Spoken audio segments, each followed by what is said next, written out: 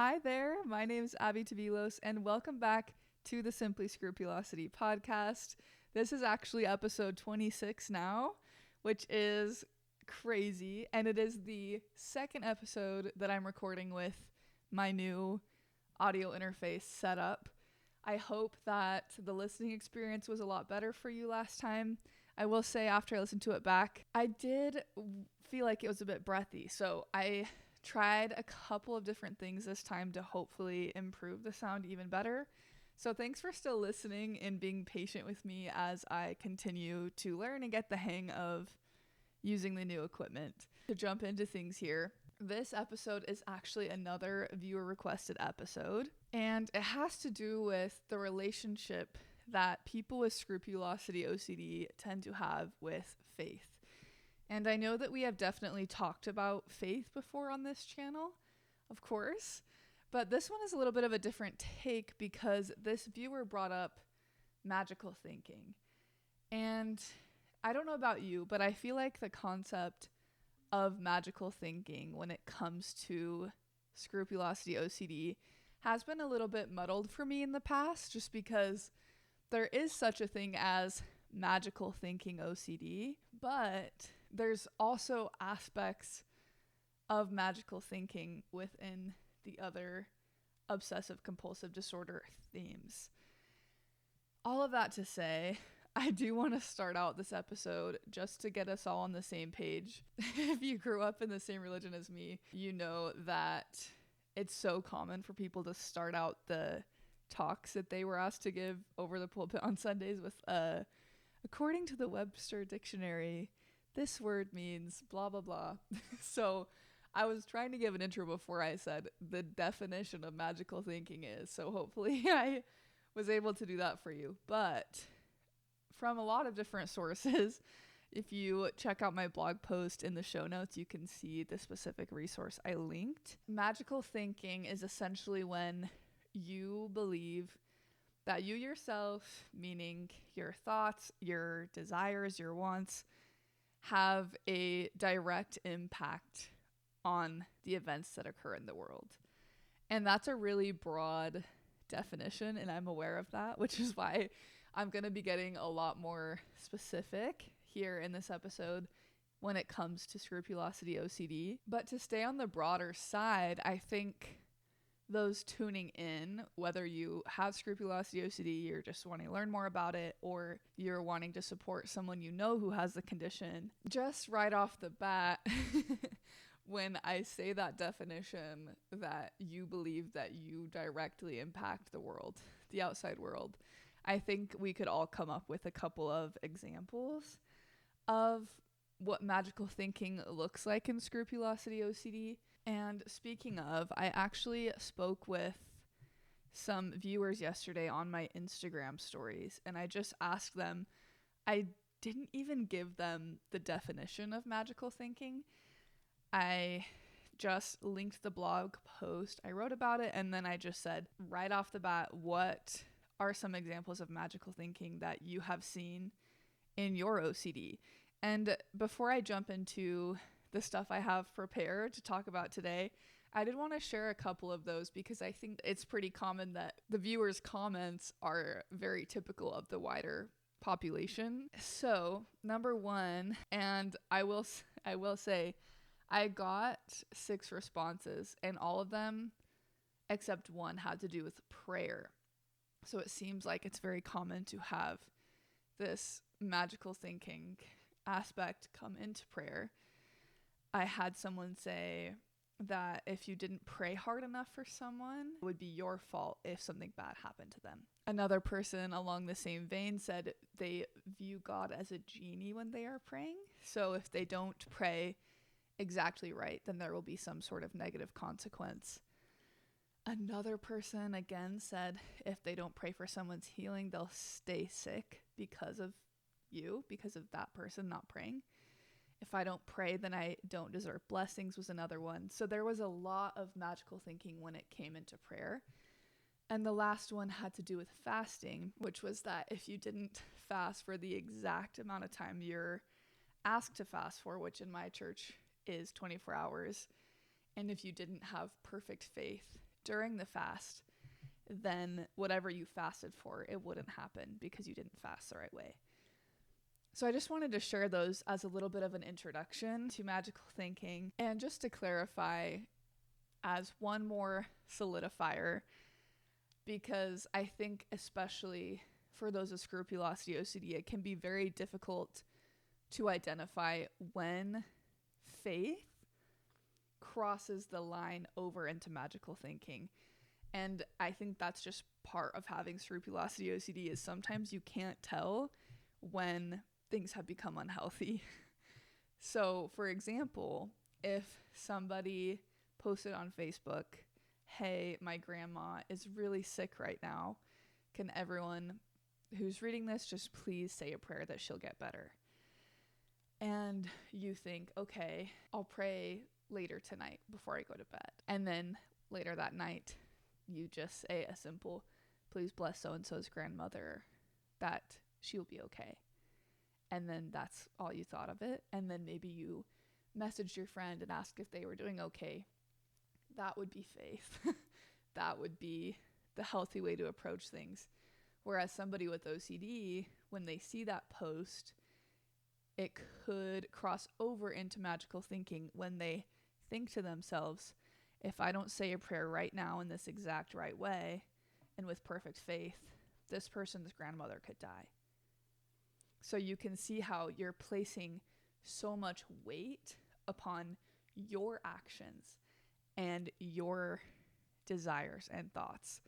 Whereas in all actuality, the prayer, and specifically the person with OCD's prayer, is not the sole determinant of whether or not that person's grandmother will be safe. And as I have learned more about scrupulosity OCD in my life and obviously entered recovery, I have been able to see when my faith has crossed over into magical thinking a lot more clearly. And I will say it does take practice, but I did notice that I was taking statements directly from my scripture study or directly from the pulpit at church.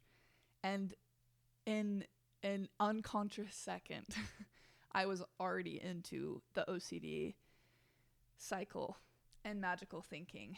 And that's the other key component of this. And the last thing I wanted to touch on before I jump into the bulk of this episode is that these statements that often involve this magical thinking are very often the key drivers for the OCD thought loops and the OCD cycle. And if you need a refresher on what the OCD cycle is, I do have a podcast episode and a blog post typed "What is OCD?" and I dive into that a lot there. I will also link it in the show notes for you if you want to just go quickly get a refresher and come back for the rest of the episode. But the first part of that OCD cycle that you have to go through in order to be diagnosed is the intrusive thought. And those intrusive thoughts often represent magical thinking. So for this episode, I came up with 3 common examples of magical thinking within scrupulosity OCD that I feel happen a lot and that I've seen a lot. And they are specific to the Church of Jesus Christ of Latter-day Saints, which I think a good portion of my listeners also grew up in that church. If you didn't, I will be explaining everything, of course, like I always try to do in my other episodes. But of course, I'm drawing from my experiences and what I've seen. And I'm sure you can also take things and apply it to your own religion and things you have seen as well. So first of all, the very first statement is, if you pay your tithing, you'll always be taken care of. And for any viewers or listeners who are unfamiliar with tithing, it is mentioned in the Bible as basically donating 10% of your income to the church or the kingdom of God. And it's meant to be used for helping the needy and the poor and the hungry. And I know in the LDS faith, it's also used for things like building temples. Within the LDS faith, it is a commandment by God to pay your tithing. And every year, you have a meeting with your bishop where you basically just verify that you accurately gave 10% of your income for that year. So some people will donate once a month, or some people will donate every paycheck. Some people will do a big lump sum at the end of the year. But essentially, if you do not accurately pay your tithing, then you are unable to be worthy to enter the temple, which I know I mentioned in other episodes, but that's where you can go make covenants with God that are essential to your salvation, and you have to have a recommend to get inside. So it's a big, important thing to pay your tithing within the church I grew up in. And when LDS church members talk about this commandment to pay tithing, it's almost never mentioned without also mentioning that God will bless you so much for paying your tithing. And I'm sure that other LDS church members will know what I'm talking about when I say that there are stories that are told over the pulpit or amongst friends where people will say, well, when I was growing up, my family really struggled with money, and there were times where we had to choose between paying our tithing or buying our groceries, or something along those lines. There are these miraculous, inspiring stories about how they took this leap of faith and they paid their tithing, and then someone just dropped off groceries at their house, or they gave them money that was the exact amount they needed for their groceries. There's actually a scripture in Malachi, I think it's chapter 3, verse 10, that basically says if you pay your tithing, that there's not going to be enough room for you to receive the blessings that God will give you for your obedience to that commandment. That is kind of the broader context of the discourse I was receiving growing up as somebody who has scrupulosity OCD. And that's kind of, I guess, the healthy way that people would look at it is, oh, I'll pay my tithing and God will take care of me or bless me. The magical thinking comes in with scrupulosity OCD sufferers within the faith I see all the time, and that I saw within myself, is that tithing kind of becomes more of a be obedient or else kind of concept, where instead of, oh, if I'm struggling with money, I should still pay my tithing because God will always take care of me and bless me. It's like, I have to pay my tithing or I will lose my house because I won't have enough money to pay my bills. It's almost like you're paying your tithing to avoid being punished by God. And so you're thinking that yourself and your tithe paying directly impacts the world, when in all actuality, whether or not you have the money to pay your rent depends on if you have a job and how you spend your money, not the sole fact of whether you paid your tithing or not. And so I hope it's clear of when that passes over into magical thinking. And I do have a graphic in the blog post I wrote for this episode that details that, so it can be even more clear if you need another visual representation. The second one is, if you wear your garments, you'll always be protected. And garments you receive in the temple that I mentioned earlier with the first time you go, and they're underclothing that represents the promises you made to God. And LDS church members are commanded to wear those garments 24/7.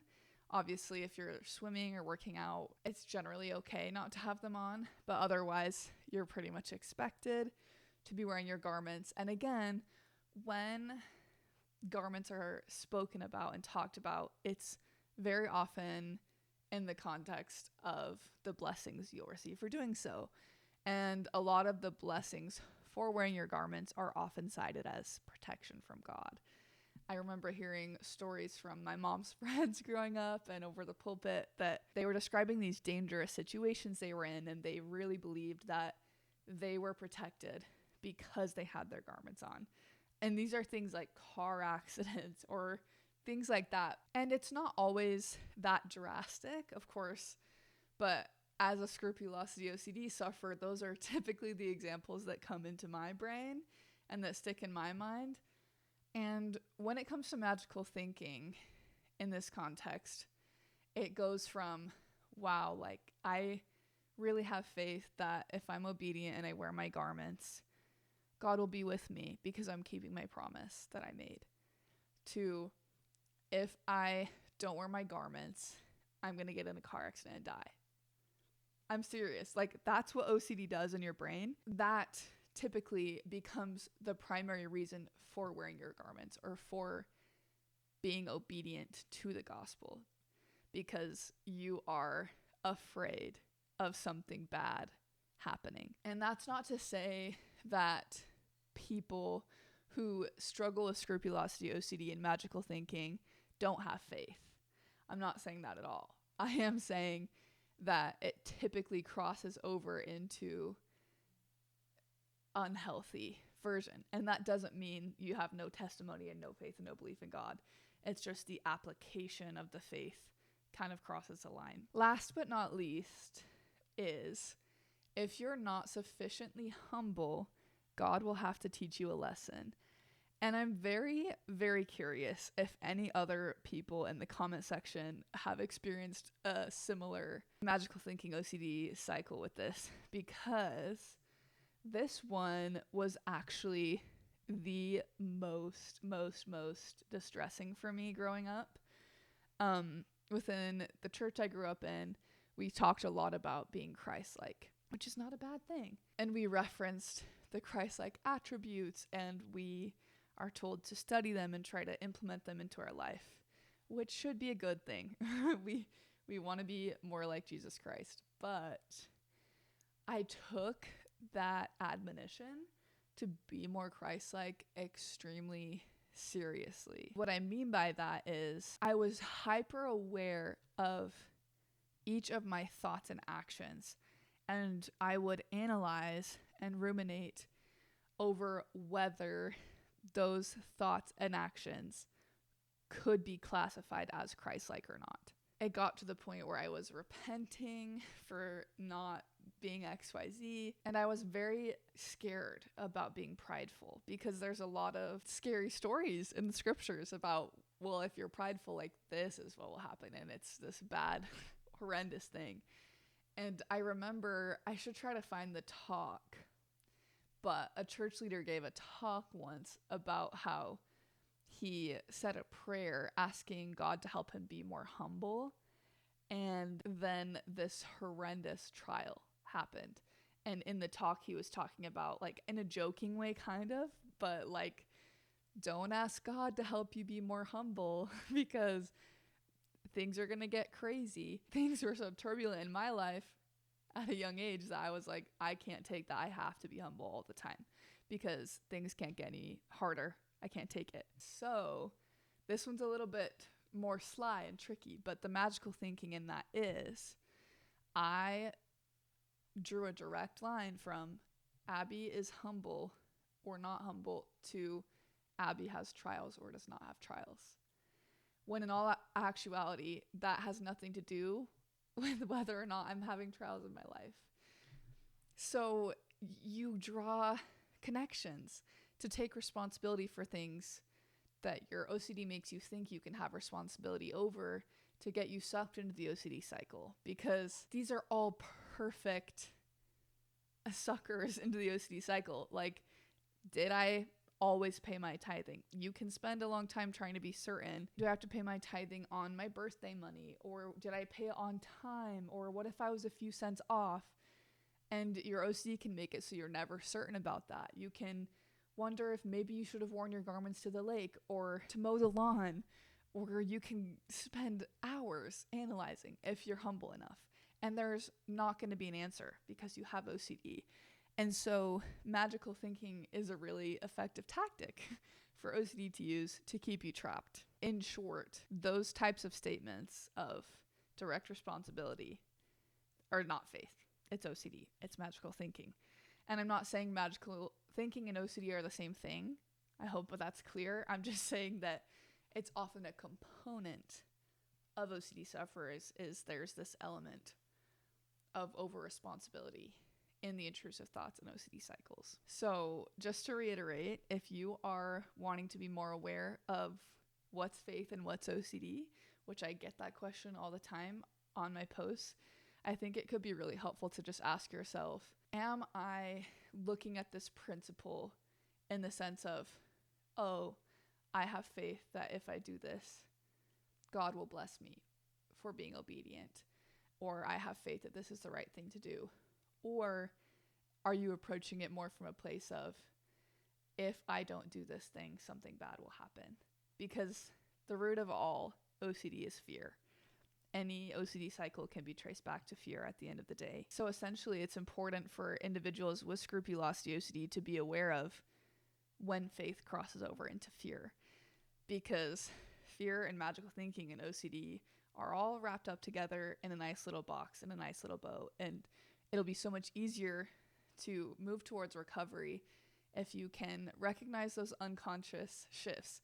And I'm not saying it's easy, because it's hard, because you get anxious when you don't do compulsions and when you challenge the intrusive thoughts by not doing the compulsions. If your religious actions are based more on fear than faith, that probably means that OCD is in the driver's seat, and you're one step closer to recovery if you can do one small exposure by not giving in and doing a compulsion. I do have a lot more information on fear-based obedience if you're interested. I will link that blog post down below as well. It just has a little bit more helpful context and info on how you can recognize when fear is in the driver's seat. But overall, I just want to express my appreciation to each of you for tuning into the podcast and talking with me on socials and continuing to spread the word about Scrupulosity OCD. Please remember that you are not alone. And if this episode resonated with you, I wish you the greatest luck in overcoming the OCD and in recognizing magical thinking when it comes up. And I will talk to you guys next week.